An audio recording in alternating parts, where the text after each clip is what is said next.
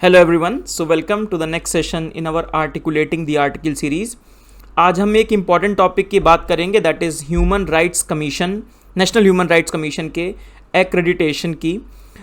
इसको हम समझेंगे कई इसके पहलू। सबसे पहले हम समझेंगे कि इसका मतलब क्या होता है एक्रेडिटेशन का, राइट। जैसे एग्जामिनेशन हमारा होता है उसी तरीके से हमारे जो ह्यूमन राइट्स कमीशंस हैं उनका भी एक तरीके से ग्रेडिंग होती है वर्ल्ड लेवल पे, तो उसका थोड़ा सिस्टम समझेंगे। अगला कि इंडिया की इसमें परफॉर्मेंस क्या रही है। अगली बात कि अगर इसमें ग्रेडिंग हमारी लो होती है तो उसका इम्पैक्ट क्या आता है। देखिए, हमारा कंट्री सोवरेन कंट्री हमारे प्रीएम्बल में लिखा है, बट स्टिल ये ह्यूमन राइट्स कमीशन या ह्यूमन राइट्स एक इतना इंपॉर्टेंट पहलू है, hence it becomes very very important for the government and for the NHRC कि हमारा रिकॉर्ड इसमें अच्छा रहे। इसको हम डिटेल में डिस्कस करेंगे कि इसका सिग्निफिकेंस क्या है। नेक्स्ट कुछ डिटेल हम एनएचआरसी के बारे में बात करेंगे और किन वजहों से हमारे जो रैंकिंग है, ग्रेडिंग है, उसमें इशू आ रहा है।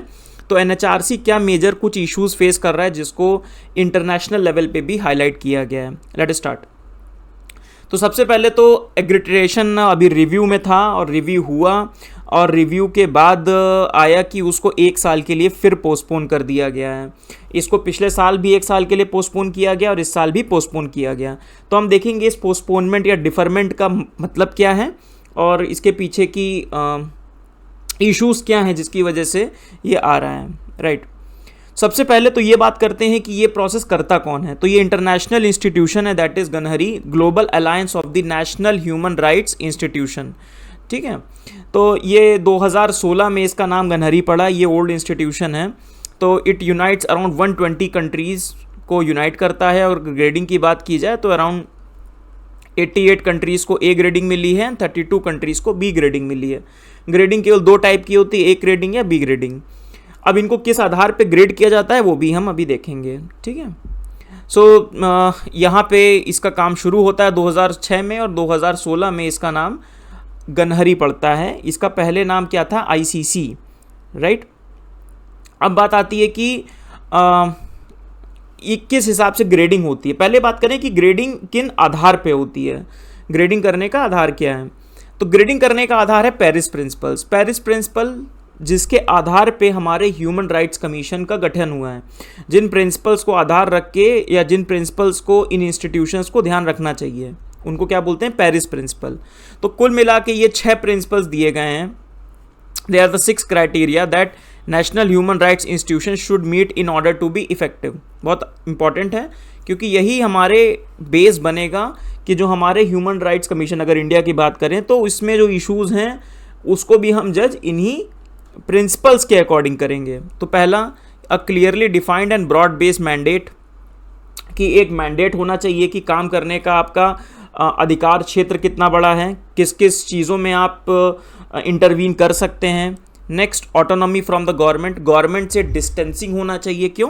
क्योंकि कई बार इट इज़ द गवर्नमेंट जिसको क्या करना है, ह्यूमन राइट्स को प्रिजर्व करने की भी जिम्मेदारी गवर्नमेंट की है और उसको प्रोटेक्ट करने की भी जिम्मेदारी स्टेट या गवर्नमेंट की है। तो गवर्नमेंट से इसकी दूरी होनी चाहिए क्योंकि it is the government sometimes which is the also perpetrator. देखिए, ह्यूमन राइट्स वायलेशन किसी भी इंडिविजुअल का 2 तरीके से हो सकता है, या दूसरा इंडिविजुअल कर सकता है, एक इंडिविजुअल दूसरे इंडिविजुअल पे कर सकता है, या स्टेट कर सकता है। तो अगर एक इंडिविजुअल दूसरे इंडिविजुअल का ह्यूमन राइट्स वायलेट करता है या नॉर्मल फंडामेंटल राइट की आप बात करें तो उस ह्यूमन राइट वायलेशन में क्या है, स्टेट विल प्रोटेक्ट,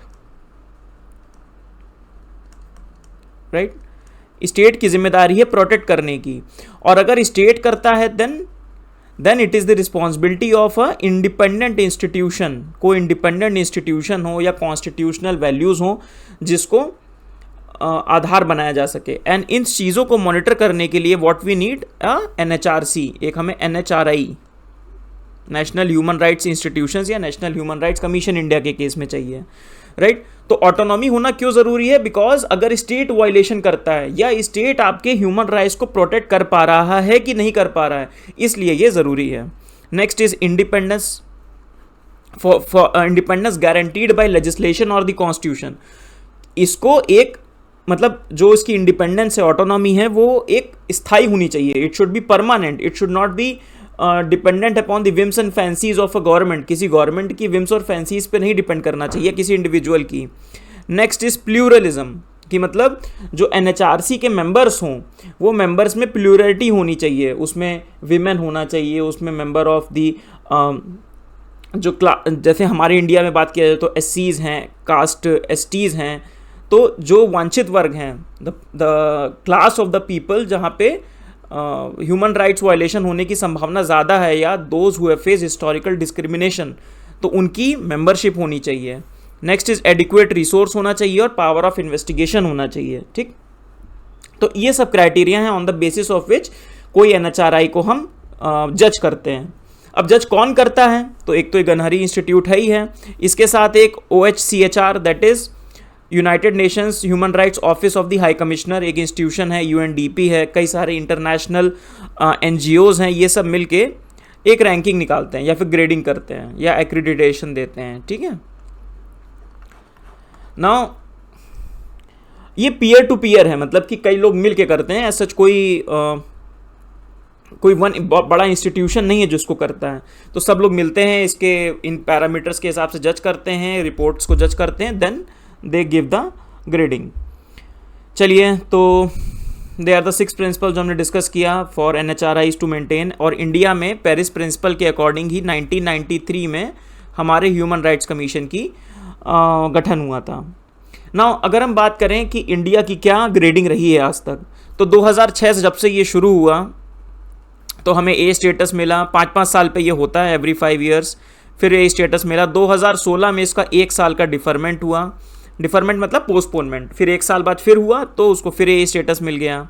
फिर 2023 में जब नंबर आया तब कुछ कंसर्न्स को साइड करते हुए गनहरी में कुछ कंसर्न्स की ये कंसर्न्स हैं, sub committee on the accreditation ने ये बताया कि ये कंसर्न्स हैं आपके और हम 1 साल का आपको मौका दे रहे हैं।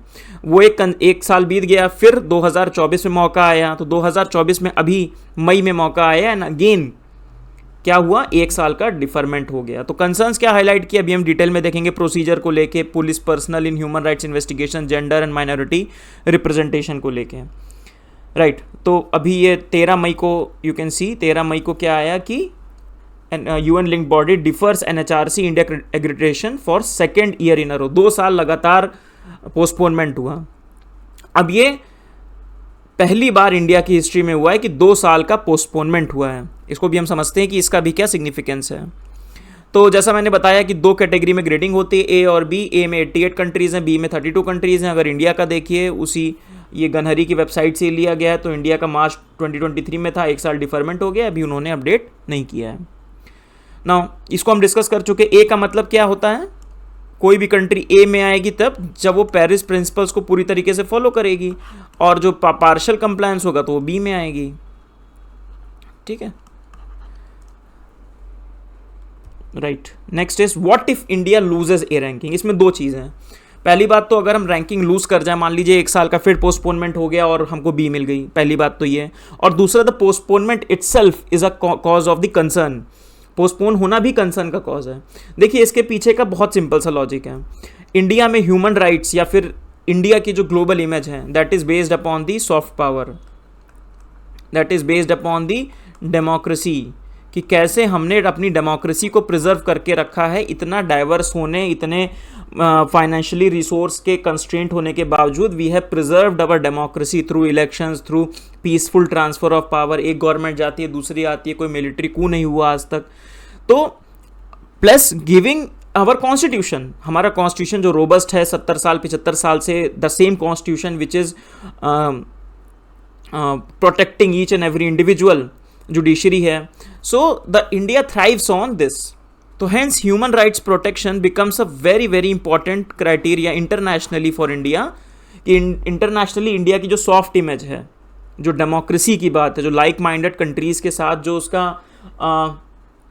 अलायंस की बात है, लाइक माइंडेड कंट्रीज़ के साथ जो काम करने की बात है, यूरोप हो गया, वेस्टर्न कंट्रीज़ हो गई, उसका बेसिस यही है कि in India human rights are preserved, are protected. और वो आप जज कैसे करेंगे, जब ह्यूमन राइट्स को जो स्पेसिफिक इंस्टीट्यूशंस हैं NHRC जैसे, जब उनकी ग्लोबल रैंकिंग हो तो दे शाइन, राइट। सो 2 चीज़ें हैं, पोस्टपोनमेंट होना भी कॉज ऑफ एम्बैरेसमेंट है, कि भाई जो कंसर्न्स उन्होंने हाईलाइट किए हमने उन कंसर्न्स पे काम नहीं किया, राइट। और अगर हमने लूज़ कर दी तब तो और भी दिक्कत है। उसके और भी इम्पैक्ट हो सकते हैं, जैसे कि India forgo its position in India's designated representative at United Nations human right council. तो कुछ इंटरनेशनल ह्यूमन राइट्स को लेके कई सारी बॉडीज़ हैं, वहाँ पे जो इंडियन रिप्रेजेंटेशन है उसमें एक समस्या हो सकती है, right. Will jeopardize protection and promotion of human rights in India. अब उससे इश्यूज़ क्या हैं? उससे इश्यूज़ हैं फॉर एग्जांपल जैसे बाहर की कंट्री पाकिस्तान, समटाइम्स चाइना क्या करता है, इंडिया को एलेज करता है कि इंडिया में ह्यूमन राइट्स वायलेशन के इतने केसेस हैं, कश्मीर में ये हो रहा है, मणिपुर में ये हो रहा है, वहाँ ये हो रहा है, नक्सलाइट एरिया में ये हो रहा है। तो जो ह्यूमन राइट्स को लेके जो कंसर्न्स हैं, अगर हमारा वहाँ रिप्रेजेंटेशन नहीं होगा, अगर हमारी वॉइस वहाँ नहीं होगी, तो हमारी जो स्टैंड है या हमारे जो गुड रिकॉर्ड्स हैं वो पुटअप नहीं हो पाएंगे। Hence it becomes very very important to ensure that our ranking and grading goes smoothly and it goes well, right. So इसलिए overall this process is important and NHRC should function properly, right. अब तीसरे step पे आते हैं, that is the NHRC in India. अभी 2019 में इस act को अमेंड किया गया और उसकी कंपोजिशन में भी चेंज किया गया। कंपोजिशन में क्या किया गया कि जो इसका कमीशन का जो चेयरपर्सन है, पहले मैंडेटरी था कि वो चीफ जस्टिस ऑफ इंडिया होना चाहिए, रिटायर्ड होना चाहिए, पर अब क्या हो गया है कि अब वो ज़रूरी नहीं है कि चीफ जस्टिस ऑफ इंडिया हो, वो चीफ जस्टिस ऑफ इंडिया के अलावा भी he can be a supreme court जज ऑल्सो। पहले क्राइटेरिया काफ़ी छोटा था, तो सिलेक्शन ऑफ पीपल कम होता था। उसके अलावा there are 5 full time members and 7 deemed and ex officio members. Ex officio member मतलब कि इन कमीशन जो 6-7 हमारे कमीशन हैं, that is national commission for minority, schedule caste, schedule tribe, women, national commission for protection of child right, backward class and PWD that is person with disability. तो इन commissions के, भारत में जो कमीशंस हैं, इनके जो हेड होंगे वो भी NHRC के ऑटोमेटिक मेंबर हो जाएंगे, ठीक है। तो जो अगर इनसे संबंधित कोई समस्या है, क्योंकि ultimately it boils down to these categories of people ना, वल्नरेबल सेक्शन ऑफ पीपल, तो इनसे कोई समस्या है तो they will put up to the NHRC। So this change has been made in 2019। अब इन लोगों को सेलेक्ट कहाँ से किया जाता है? जो बचे हुए 5+1 मेंबर हैं, एक कमेटी है जिसमें प्राइम मिनिस्टर चेयरपर्सन हैं, स्पीकर ऑफ द हाउस हैं, ministry in charge of the home affairs हैं, leader of the opposition in both Lok Sabha and Rajya Sabha, and deputy chairman of the council of state. Rajya Sabha के जो deputy chairman है, क्योंकि राज्यसभा के जो chairman होते हैं वो कौन होते हैं? वाइस प्रेसिडेंट ऑफ इंडिया होते हैं, तो वो नहीं है, डेप्यूटी चेयरमैन है, right. So this is how NHRC में लोगों का अपॉइंटमेंट होता है, ठीक है ना। अब आते हैं सबसे इंपॉर्टेंट मुद्दे पे, that is what are the issues जिसकी वजह से हमारा 2 साल लगातार डिफरमेंट हुआ, ठीक है। तो इश्यूज कौन कौन से हाईलाइट किए हैं, इसको हम थोड़ा सा डिटेल में आप समझिएगा भी, बहुत सिंपल सा डिस्कशन है इस पे। नाउ पहला, police involvement in the NHRC। जैसे NHRC की जो इन्वेस्टिगेटिव विंग है, that is headed by an IPS officer,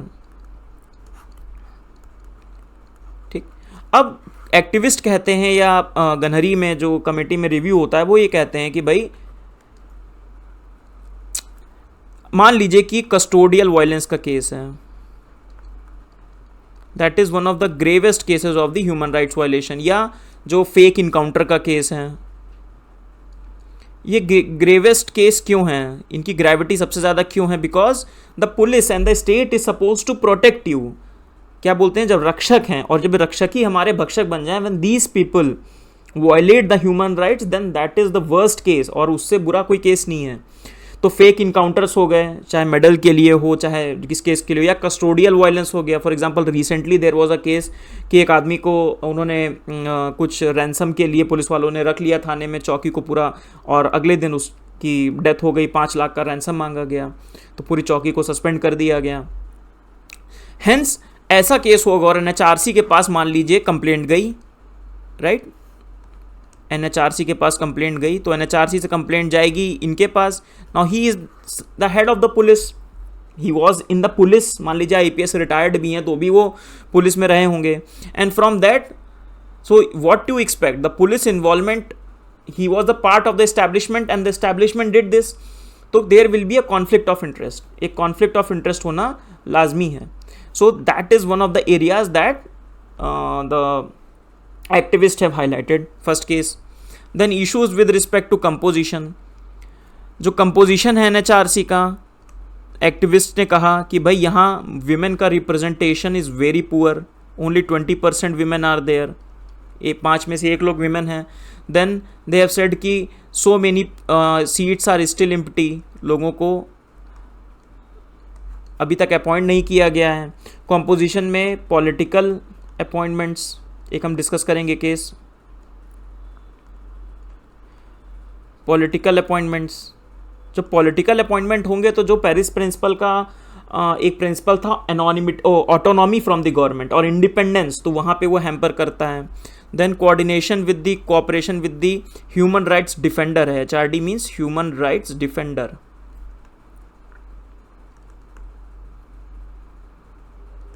ठीक. एंड एनजीओज के साथ तो कोऑर्डिनेशन, एनजीओज तो बहुत इंपॉर्टेंट रोल प्ले करते हैं to bring into notice of the commission कि भाई यहाँ पे इस एरिया में ये इशू हो रहा है. बिकॉज जब स्टेट ही परपिट्रेटर ऑफ वायलेंस होगा तो एनजीओज यही सब तो जाके they will tell the story, right. तो NGOs play a very very important role. तो एनजीओज के साथ एनएचआरसी का कोऑर्डिनेशन और कॉपरेशन कैसा है, रेगुलर मीटिंग होती है कि नहीं होती, उनके कंसर्न्स को ग्रेविटी से लिया जाता है कि नहीं लिया जाता, उनकी जो कंप्लेंट्स होती है उस पर टाइमली इंक्वायरी होती है कि नहीं होती है, all these things. And then staffing and resource issues, right. So a lot of issues are with respect to staffing, a lot of issues are with respect to the investigation. जैसे कि एक बहुत सिंपल सा case है, NHRC ये है, right, and parallel establishment that is government कह लीजिए या स्टेट कह लीजिए. Now let us say there some case happens, some human right violation case आता है that is been perpetrated by the local state चाहे लोकल थाना हो, पुलिस हो, तहसील हो, वहीं से. Now the complaint goes to NHRC, यहाँ कंप्लेंट जाती है. नाउ एनएचआरसी के पास अपना कोई प्रॉपर इन्वेस्टिगेटिंग स्टाफ या वो नहीं है, there is no proper investigating staff कि वो अपनी इंडिपेंडेंट जांच कराए इस केस की, ये नहीं होता. So what NHRC does, NHRC wants, government को लिख के देती है कि गिव मी रिपोर्ट इन 1 मंथ, कि हमें 1 महीने रिपोर्ट दीजिए. गवर्नमेंट वो नीचे ट्रांसफ़र करती है रिपोर्ट के लिए, and then again it goes to the same system. उन्हीं से रिपोर्ट मांगी जाती है जिनके द्वारा वो क्राइम कमिट किया जाता है या जिन पे एलिगेशंस होते हैं, जिन पे एक्यूजेशंस होते हैं. सो समटाइम्स द पर्सन जो कंप्लेंट करता है he has to manage with such those people. तो वहाँ पे क्या है कि उसको जो जस्टिस है, जो जस्टिस वो चाहता है एनएचआरसी से, वो जस्टिस नहीं मिल पाता, right. So that is the issue because they don't have an independent investigating staff. ठीक. उसके अलावा बहुत इश्यूज है, रिसोर्स कंस्ट्रेंट है उनके पास, लैक ऑफ इंडिपेंडेंस जो हमने एनोनिमिटी की बात की. आर्म्ड फोर्सेस को लेके इशू है, आर्म्ड फोर्सेस को लेके कि कितना वो ह्यूमन राइट्स वायलेशन को चेक कर सकते हैं कि नहीं कर सकते, क्योंकि आर्म फोर्सेस का अपना their own hierarchy and their own structure is there, right. Their recommendations are binding in nature. So these are the major issues that are NHRC को ट्रबल करते हैं. तो इन्हीं इशूज़ को थोड़ा डिटेल में यहाँ दिया हुआ है. For example in 2016 the body means GANHRI flagged political appointments of the official lack of inclusivity in the 5-member commission. then 2019 में जो amendment मैंने आपको बताया that also failed to address the recommendation, right. then police involvement की मैंने बात की कि जो as per the Protection of Human Rights Act, government appoints police officer of the rank of DGP or above for efficient performance of the commission. पर इतने सारे cases हैं पुलिस कस्टडी में डेथ के, अराउंड 478 केसेस, राइट. सो ये क्या होता है कि कैन नॉट, उनके पास अपना क्वालिफाइड स्टाफ नहीं है, इसलिए they have to depend upon them, right. So there is a real or perceived conflict of interest in engaging police officers for investigation of the human rights violation. That's a big issue. Then cooperation with NGO की बात आई कि it's not also very good. Some of the NGOs have said कि भाई केवल एक paper work होता है and there is no effective or constructive relationship with the NGO. So that is also one of the part of the praise principles also. तो वहाँ पे भी violation है. So because of these, body grew truthless and ineffective. This has been the observation by many of the NGOs. So because of such issues, there has been postponement of the accreditation of the NHRC 2 years in a row. ठीक है, जब 2 साल लगातार हो रहा है और ये इश्यूज फ्लैग अप हो रहे हैं, specially in the time when the demand of the human rights कि उसको समय से एड्रेस किया जाए, social media and so many things, इतना जल्दी जल्दी चीज़ें न्यूज़ में आ जाती हैं, and that require so much agility on the part of the institution, तो वहाँ पे इश्यूज हैं, right. So these are the issues with respect to NHRC accreditation that was in the news कि भाई दोबारा आया, दोबारा इंडिया को फिर 1 साल पोस्टपोनमेंट हो गया, and that's all for today's session. ठीक है, तो it's an important institution. NHRC हमेशा न्यूज़ में रहता है. ऐसा नहीं है कि there have not been positive studies with respect to NHRC. For example, NHRC has taken suo motu cognizance of the prisoners जो जेल में होते हैं, और उनकी कंडीशंस को इम्प्रूव करने में NHRC ने अच्छा काम किया है. Similarly with respect to person with disability में भी, and there are so many cases जहाँ NHRC ने पॉजिटिव काम भी किया है. ऐसा नहीं है कि they have not done the positive work, but as the institutions need to improve continuously, उनको लगातार इम्प्रूव करने की ज़रूरत है. Hence it's important that they keep on improving, right. And more importantly for Indian democracy to remain let us say relevant or to remain to keep its soft power stature, उसके लिए भी ज़रूरी है कि ऐसे institutions को empower किया जाए. ठीक है, so that's the end of the session. अगर आप यहाँ तक आ गए हैं, again like we do every time, एक encounter with essay है आपका, एक हमारा initiative है कि आप एक essay लिखिए. We will encourage you to write an essay. भले आप समरी के रूप में लिखिए, बट फिर भी try to write an essay, because ऐसे काफ़ी कठिन होते जा रहे हैं टू राइट, एंड ओनली केवल लिखने से, एंड मोर इम्पॉर्टेंटली उसके डिस्कशन से. The discussion after writing is the most important part, right. तो हम आपके साथ डिस्कस करेंगे, आप लिखिए, हम जूम कॉल के ऊपर आपसे लाइव डिस्कशन करेंगे, so that you get the whole idea and you keep on improving. So this initiative from us. So the essay topic is the inspiration for creativity springs from the efforts to look for the magical in the mundane. ठीक है, creativity कब आती है? जब mundane मतलब कि simple चीज़ें, boring चीज़ों में हमें मैजिकल देखने का जब हम एफर्ट करते हैं, तब क्या होती है? क्रिएटिविटी आती है. अच्छा टॉपिक है. Think about it, write about it, then we'll discuss. So with this, we finish our session. See you in the next session. Thank you, everyone.